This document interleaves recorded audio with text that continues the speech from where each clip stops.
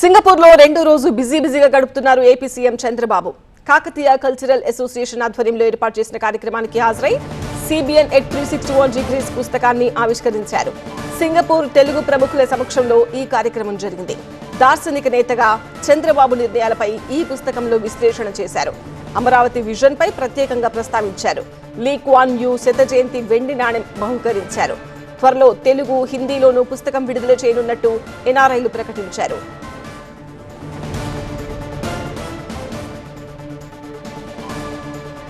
Singapore లో రెండో రోజు బిజీగా గడుపుతున్నారు AP CM Chandrababu.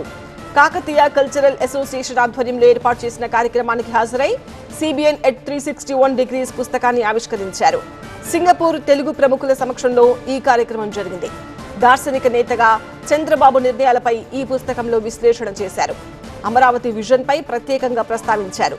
Lee క్వాన్ you శత జయంతి వెండి నాణెం బహుకరించారు.